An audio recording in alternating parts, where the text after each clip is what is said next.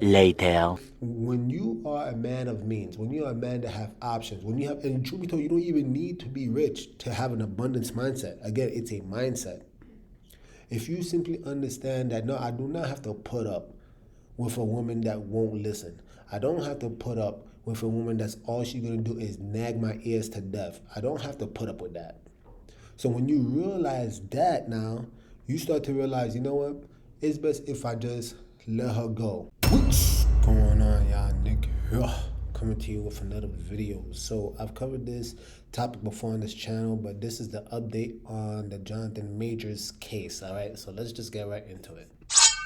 So this morning, Jonathan Majors spoke with Good Morning America, and he spoke up for the very first time, not only since he was found guilty of assaulting his ex-girlfriend Grace Jabari, but also really for the first time since he was arrested. Him and his law team, since he was arrested, have stated over and over again that he was innocent and that he was actually the victim in the situation that happened. Jonathan Majors was arrested in March of 2023. Then he was charged with 4 cases of assault against his ex-girlfriend Grace Jabari. Then in December, he was found guilty of reckless assault in the 3rd degree and guilty of harassment. Now in an exclusive interview on Good Morning America, which is actually owned by Disney, and we'll get into that story in just a bit, he has opened up about the entire trial, the entire situation, and is asked yet again if he did assault his ex-girlfriend, in which he continuously denies. So let's dive right into this interview and break it down. Keep in mind, we can only show some clips due to copyright reasons, but we'll link the whole interview in the pinned comment down below. And they did state that there is an extended version of this interview coming out tonight at 7 p.m. If there is a lot more information than that, we'll do a breakdown of that as well. And these are 2 separate videos that Good Morning America released this morning, consisting of the same interview. They just broke them down into 2 different parts, and we'll cover both in this video. In this interview, Jonathan Majors states that he did not physically abuse his ex-girlfriend, that he is going to appeal the court's decision in hopes that it could be turned around and he could be found not guilty. And he states that he does not think that his Hollywood career as an actor is over. The interview is conducted by Lindsay Davis, and she starts off by stating that Jonathan Majors is adamant that there was absolutely no physical abuse in the relationship with him and his ex-girlfriend, Grace Jabari. He calls the 2-year relationship with Grace Jabari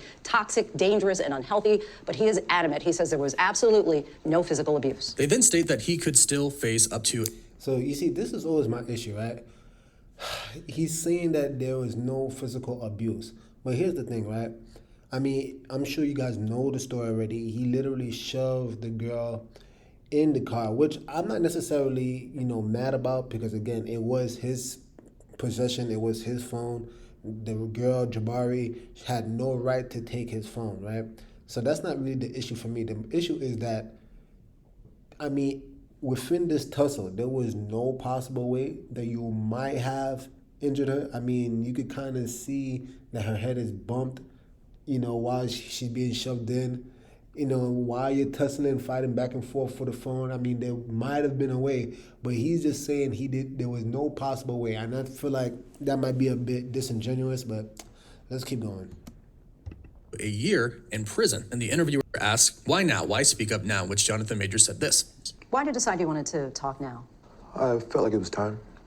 A lot has happened in my personal life, in my career, in the culture. It's about responsibility and coming forward and being brave and giving my part of the story. She then asked about his reaction to the verdict, in which he said he was absolutely shocked.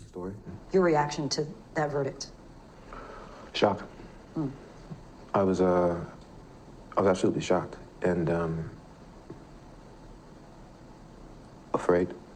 And I'm standing there, and the verdict comes down. I say, how is that possible? Right. Based off the evidence, based off the prosecution's evidence, let alone our evidence. How is that possible? Good Morning America then goes over the events that really took place the night before he was arrested, stating that he got a text from another woman that said, "Oh, how I wish to be kissing you," in which his girlfriend at the time, Grace Jabari, grabbed his phone, where she claimed he physically tried to get it back from her, fracturing her finger and hurting her behind the right ear. The interviewer says she says that you did all of these things to her to physically abuse her, and Jonathan Majors straight up says that never happened. She says inside the car, you hit her in the face, twist her arm behind her back, fracture her middle finger. Yeah, that did not happen. How did those injuries come about? I wish to God I knew. That would give clarity. That would give me some type of peace about it. Man, you guys, chime in down in the comment section. I mean, do you think, Again, I'm not really concerned whether or not he's guilty because, truth be told, I don't think he's 100% guilty. I mean, again, he has the right to try to get back his possession. That's not really my issue. My issue is more so the fact that he is just having such a staunch stance and he refuses to at least admit that there was a potentiality that he might have harmed this woman. I mean, you can see the footage for yourself. I mean, if a grown-ass man is shoving you inside a car, I mean, the potentiality is there, but he wants to deny it 100%, and that's where, I don't know. But you're confident you didn't I have cause no them. question. Then after this, Majors puts focus on him running away from Grace Jabari, in which they do show the footage of him getting out of the car, running away, and she follows him. And he makes a really good point, stating that if the roles were reversed, it would have been very different. What happens next is what the defense remains focused on. Majors runs off, and Jabari chases after him. If you watch those videos and you reverse that, and you saw a black man chasing a young white girl down the street, screaming and crying, that man is going to be shot and killed in the streets of New York City. They then show that Jonathan Majors actually had injuries himself from Grace Jabari. How were you injured? My injuries were a scratch on my hand, from clawing for the phone, and I had a gash on my, at the time I had a beard. Under my beard, I had essentially a fingernail scratch on my cheek from pressure, and that bled over. They then go on to talk. You see, and this is what's weird to it. Like, notice he's so free to admit the fact that he got injured, right? This is where it starts getting kind of sus on his part. He can easily admit he got a scratch on his hand, he got scratch underneath his beard, on his cheek. But, so you the only one that got injured, but she didn't get injured while you were fighting to get your phone back? Are you guys buying this? About how the prosecution stated Jonathan Majors to be an abuser, both physical and emotional and mental as well, bringing up previous times in the relationship where Jonathan Majors showed these signs, including a time where he got mad and he threw a candle on the ground, in which Jonathan Majors said, "Yes, I did do that." He said, "I completely lost my temper in the moment and threw it all on the ground." He said, "I absolutely did that. It's not something that I would want my child to do, and I feel absolutely terrible about it." They also then talk about the audio that was recorded by Grace Jabari of Jonathan Majors speaking to her, telling her that she needed to be like Coretta Scott King and Michelle Obama, in which Jonathan Majors finally addressed what this was all about. Here's what he said. It was me trying to give an analogy of what it is I'm aspiring to be, these great men, Martin, President Obama, and trying to give a reference point to that. One of the things I also say is, I need her, and I guess Grace, to make the same sacrifices that I am making. And then in the final question of the first clip, Lindsay asked him, "Do you feel that you are not responsible for any of Grace Jabari's injuries at all?" And his response is very interesting because in his response, he does admit that he stepped out on the relationship. He was seeing another woman. And if he had the courage to end his relationship with Grace Jabari, then he wouldn't have been in this situation at all. Do you feel you're not responsible for her injuries at all? I shouldn't have been in the car. Do you guys see how he does not answer the question? This right here, there's no wonder why. Because again, I think the video is going to actually explain this later on. But you guys got to understand, right? I don't think they actually, they didn't say he was guilty on the premise of him trying to fight to get back his phone. That was not the issue. The issue is that it was unintentional injury that was, on Jabari, right? Or she sustained unintentional injury. That's what the jury came to the conclusion of. So again, we're not talking about whether or not you shouldn't have been in that car, why she was running after you, which it is true. If the roles were reversed, this dude would have been locked up. But again, the issue remains,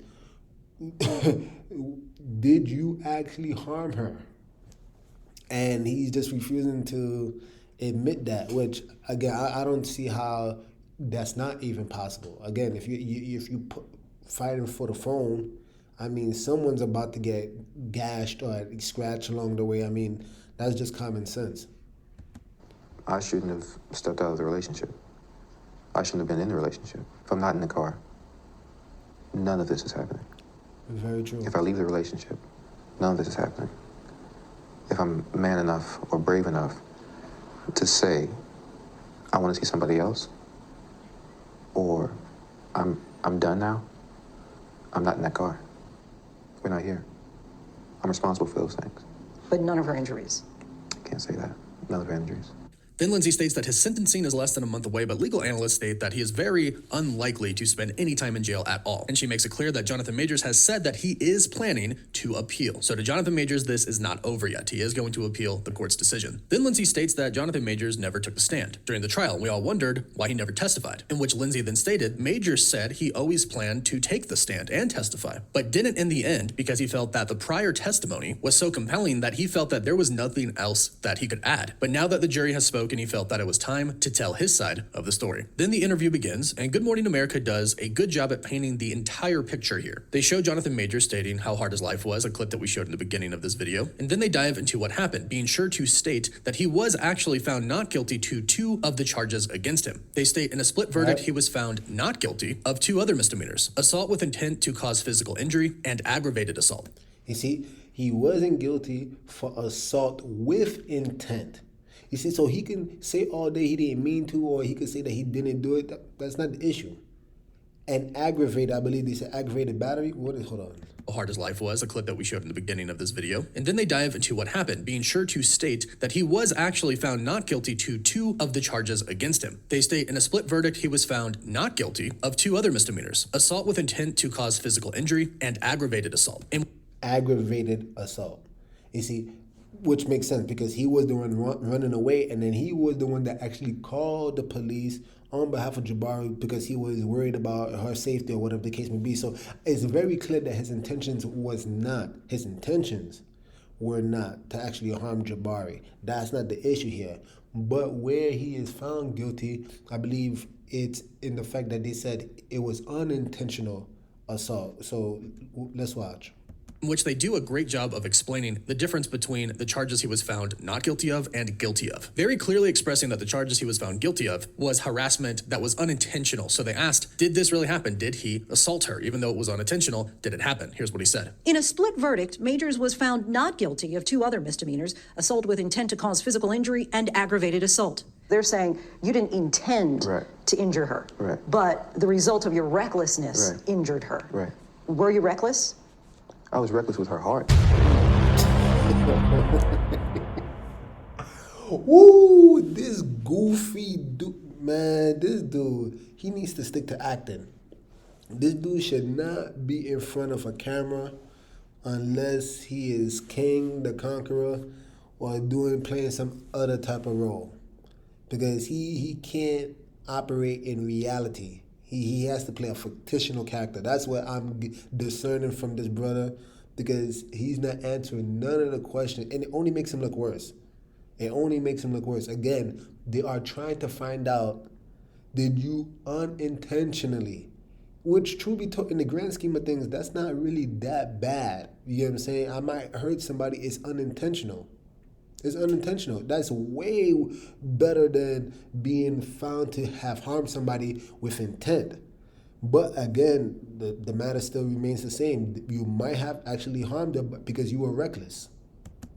Not with her body. Not with her body. So again, Majors denies ever hurting her, ever abusing her, harassing her, or causing any physical pain to her at all, intentional or unintentional, or recklessly. He only says that he was reckless with her heart because he stepped out on the relationship. They then go on to state that Jonathan Majors was the one who actually called the police. After the altercation took place and Jonathan Majors ran away from her and they separated that night, he went back to his apartment and found her unconscious on the floor, and he's the one who called the police. And the interviewer asked if he felt that he did anything wrong that night and if he could relive it, if he would do anything differently, in which he said this. You feel that you did anything wrong on the night of March 25th, if you could relive that night? I wouldn't have picked her up. I wouldn't have picked her up. I wouldn't have put her back in the car. I wouldn't have tried to keep her in the car. I would have gotten out that car and ran immediately.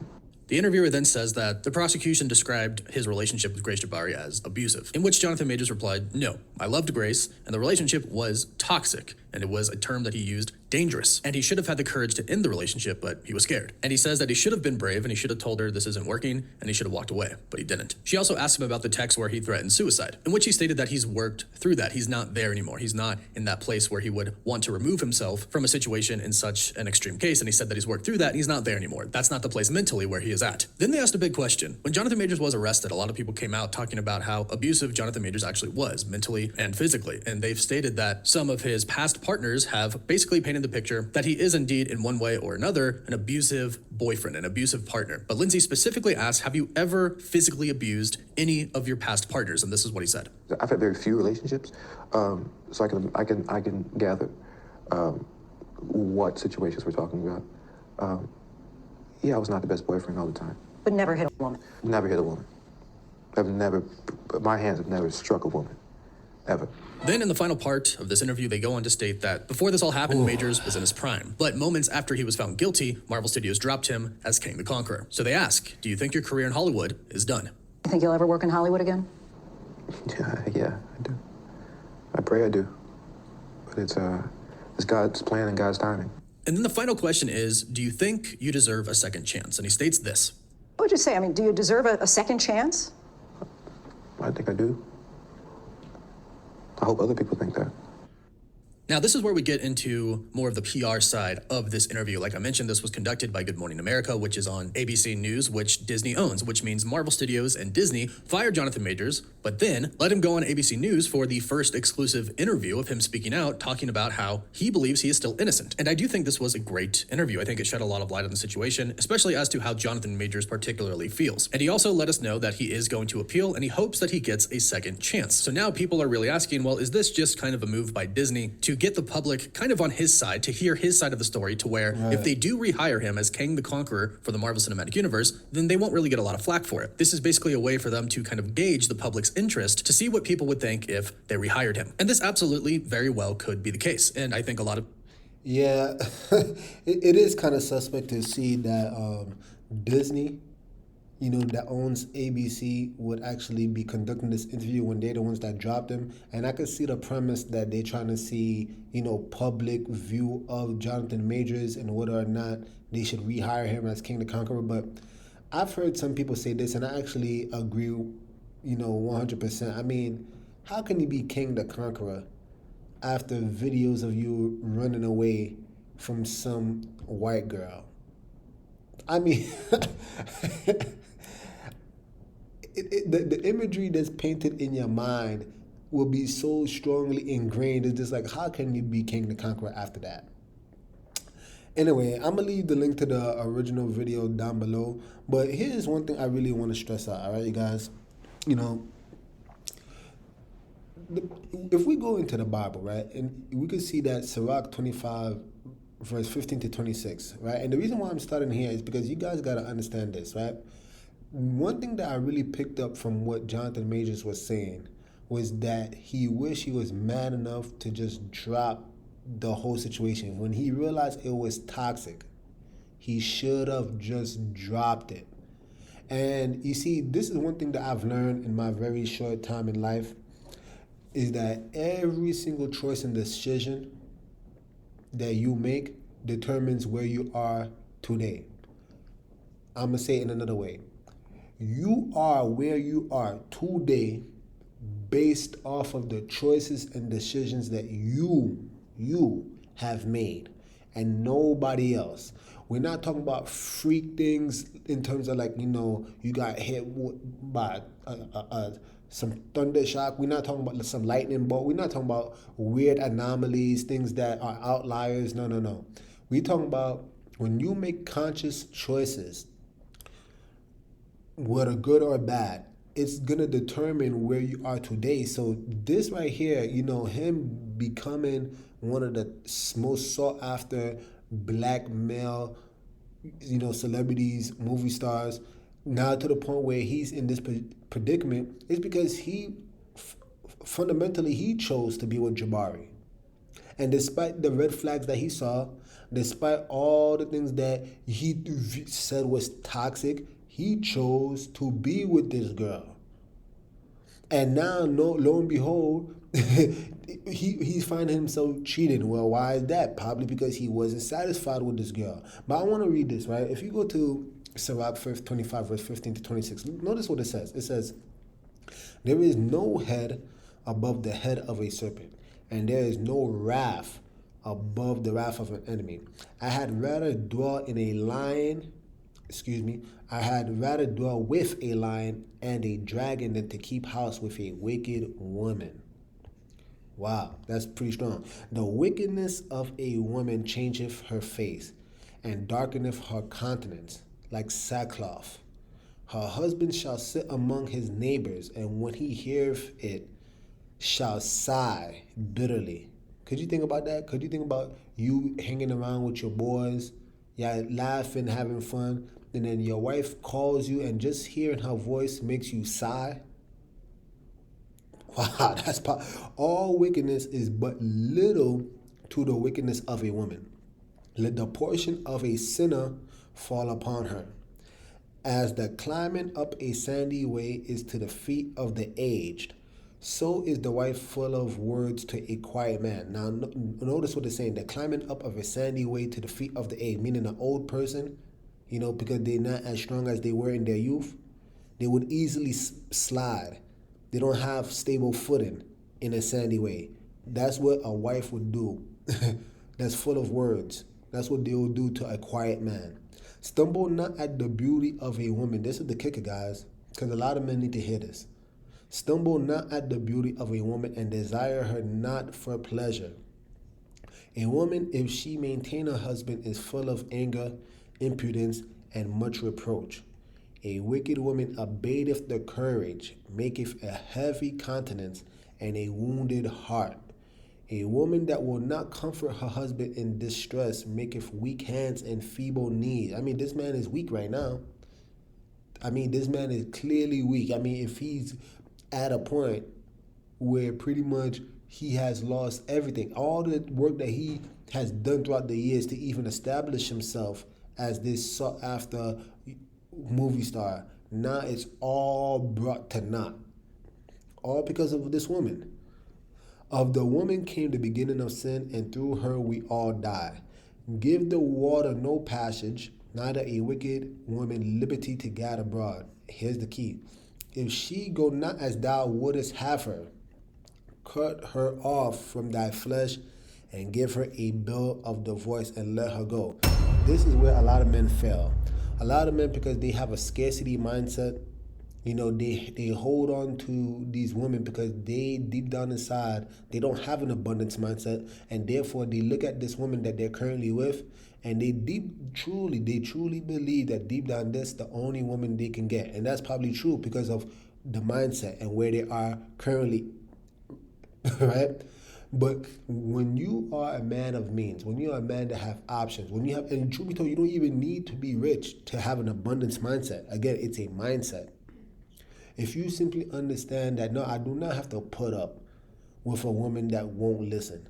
I don't have to put up with a woman that's all she's going to do is nag my ears to death. I don't have to put up with that. So when you realize that now, you start to realize, you know what? It's best if I just let her go. And that's what Jonathan Majors did not do. He said it with his own mouth. He said that he wished he was man enough to have just left the relationship. He didn't. Instead, he has to creep around like a boy and start speaking to all these other girls on the side, and now she finds out, and now she's pissed.